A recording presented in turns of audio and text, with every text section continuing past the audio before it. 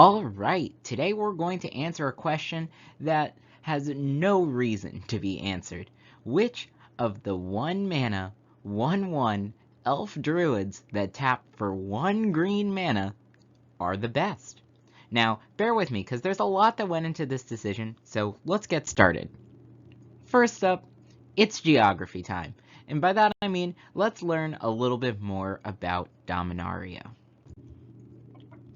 Now, Llanowar is a region located in the West Dominaria area as part of Eronia, and the forest of Llanowar is really big, ranging from several hundred to thousands of miles across at its widest point. You can actually see it over there in the map over on the right.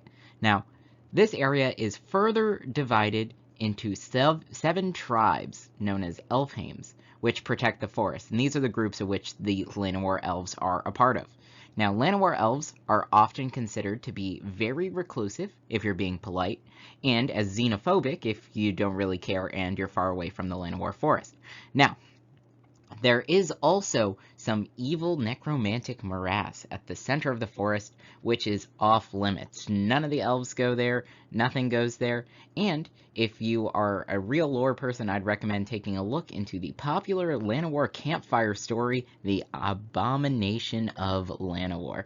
But let's go on and talk about these 7 Elfheims. I've gone ahead and reduced them all to pretty quick, quirky statements just to give you a better idea of what we got going on here, but I'll dive in a little bit further. So, we know that the Llanowar tribes are divided into these 7 Elfheims. First up is Basifem, and these are the guys who don't touch grass. They live up in the trees, they don't go to the ground, they protect the forest, and they're governed by a whole bunch of elders, so that's their deal. Next up, we have the Hedricel Elfheim. Now, I've called them hypocritically anti-violence, and that's because they live on a sacred land where no violence is permitted. So you would think that, they're anti-violence. But alas, it's just no violence where I live, because trespassers will be forcibly removed and executed outside of their land. So, hypocritically anti-violence. Now, next up, we have the Kelfei. Now, these are friends with the Kavu. I feel like that's a pretty good description right there. They are led by a noble class called the Adai, who are the midwives in that culture, and at birth, the elves of this particular Elfheim are paired up with a Kavu born at a similar time, and they're raised together, so lots of friendship going on there. Notably not with humans, but elves and Kavu are close. Now next, we've got the Loradal.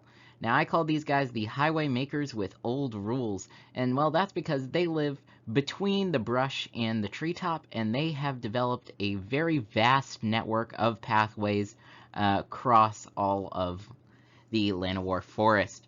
Now, the governed by old rules part is just the fact that they don't have central leadership, and instead adhere to some ancient covenants, which govern the way in which they should do things.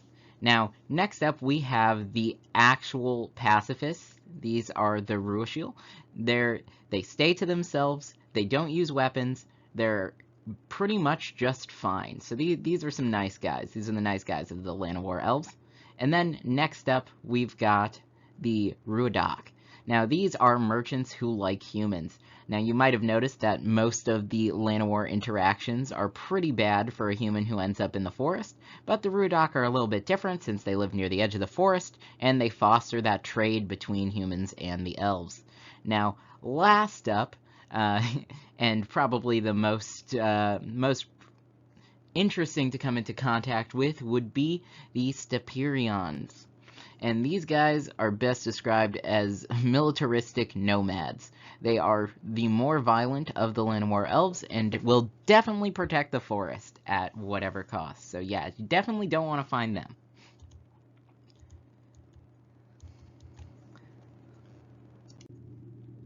So now, let's talk about Findhorn and the Findhorn elves. You may notice, taking a look at this map, that Findhorn is not on the current map of Dominaria, and that's because it was originally located in East Dominaria as part of this area, but due to the Ice Age, the Findhorn elves had to leave their former home and ended up in what is now currently Yavimaya. Now, it's pretty cool. Once the Fyndhorn elves went to Yavimaya, they developed a symbiotic relationship with the forest in which they protect it, very similarly to how the Llanowar elves did, but a little bit less violent. But alas, since all the elves are here on Dominaria, there is a little bit extra that's happened as of late for the Fyndhorn elves who are currently in Yavimaya, and that's Rofalos, who is an Llanowar elf, ventured over to Yavimaya to try and foster relationships, and he ended up becoming the voice of Yavimaya, which let Multani, who previously held that role, go abroad for some time. Now, upon Multani's return, he was shocked to see a much more militant Yavimaya, very similar to how they did things over in the Llanowar Forest. But instead of causing a great conflict for power, Rofalos stepped down and allowed Multani to resume control over the forest upon his return, leading to a generally slightly nicer area to be in. And now, the question that I'm sure everyone's asking is, where is Elvish Mystic from? Because it's not really Dominaria. Well, Elvish Mystic appears first on Chandalar, a plane that you may have not even heard of at all, and it was there for M14 and M15. But we can also find the Elvish Mystics in Kaldheim via Commander Set, in Dominaria for Time Spiral Remastered, and even in Middle-earth with that crossover set. But let's start by talking a little bit about Chandalar. So Chandalar is a rogue plane that drifts through the multiverse instead of staying in the same position, so it's kind of hard to get there. But it is an incredibly mana-rich plane that has so much magical energy that even minor spells become an everyday convenience for the common folk. So everybody uses magic all the time here. Now, as another little bit of added lore, let's talk about Kaldheim, because we know about the elves in Dominaria, and the Kaldheim elves actually live in the realm of Skemfar, and they used to be gods, so that's kind of cool. But yes, much less of a concrete lore position for the Elvish Mystics. And now, let's take a look at the flavor text. Llanowar elves, by far, have the most flavor text.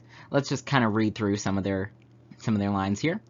Whenever the Llanowar elves gather the fruits of their forest, they leave one plant of each type untouched, considering that nature's portion.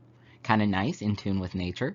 Next up, we've got hardened by their life in the haunted Llanowar forest.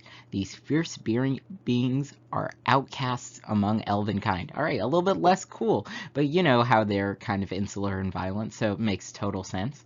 Speaking of that, let's go on to the next quote. One bone broken for every twig snapped underfoot.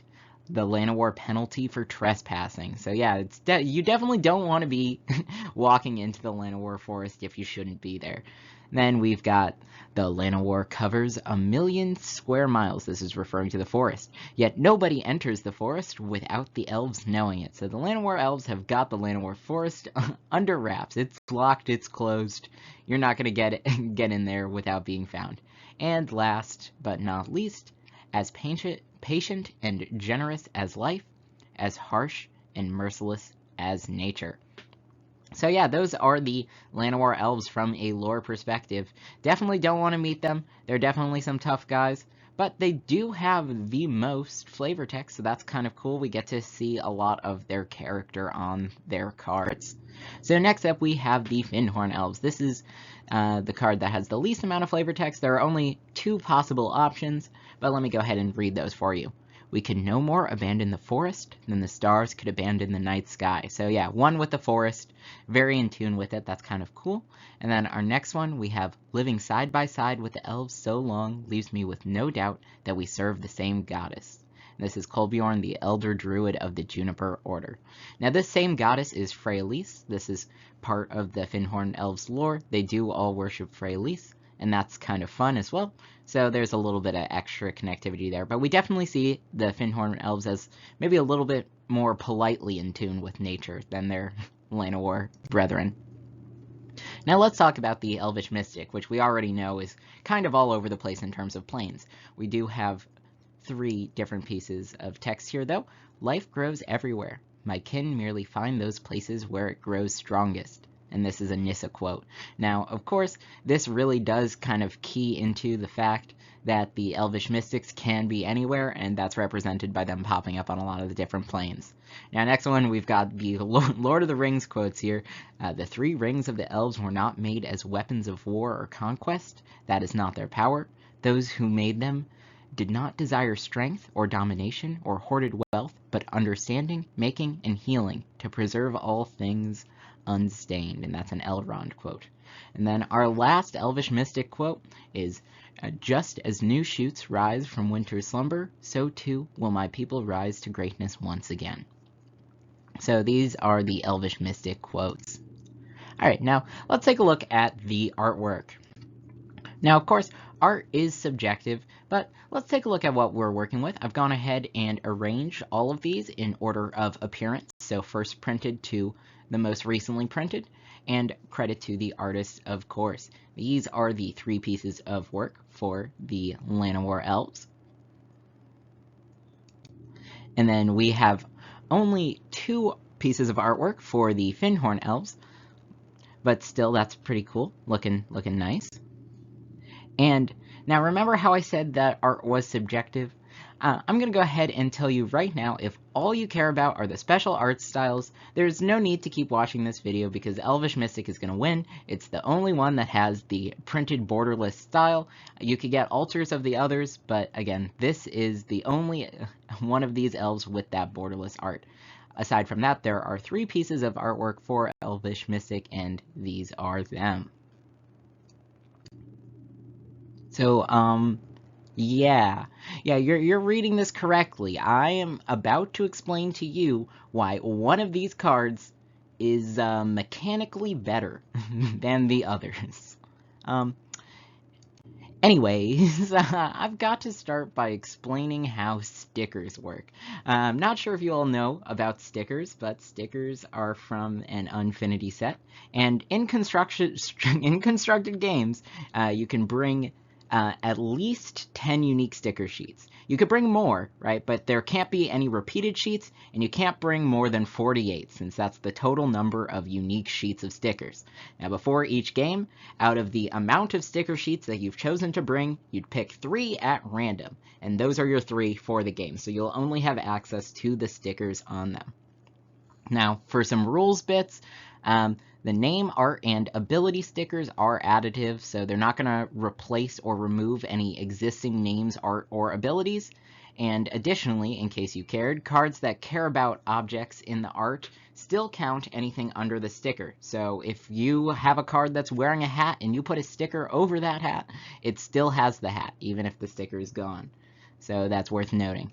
Now, stickers stay on cards as they move to any public zones. So stickers on the stack, battlefield, graveyard, exile, ante, and command zone are all going to stay there, but they return to the sticker sheet if the cards that they're attached to go into a hidden zone, like the hand or the library. So stickers stay for a good while, and stickers that go back on a sticker sheet can then be used again. So that's kind of fun.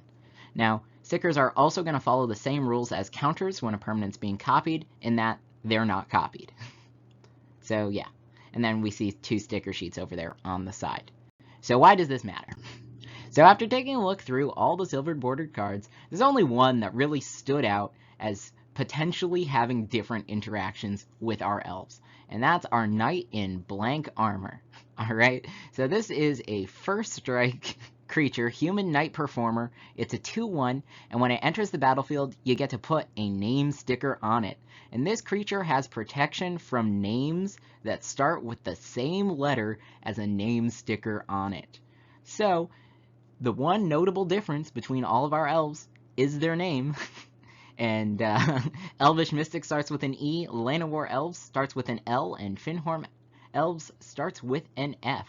So out of the 144 possible names on top of stickers, I've gone through and selected the ones that are pertinent to each of our elves. So Elvish Mystic, there are 6 potential names on stickers that could give this guy protection from him. Llanowar Elves by far has the least, with only 4 names starting with an L. And then Fyndhorn Elves has the 9. Now, I will note that your opponent is always going to choose the name that's most inconvenient for you. So relative distribution doesn't really matter, but if we're talking about all of the possible stickers, it's going to be least likely for your opponent to have the L. Okay, so then, which elf is the best? If it was me, I would just play Birds of Paradise. It's going to be better, it's flying, adds 1 mana of any color, doesn't have the 1 power, but the trade-off is definitely worth it. But we're here to answer a question. So if you really care, it's Llanowar Elves. No further questions, thank you.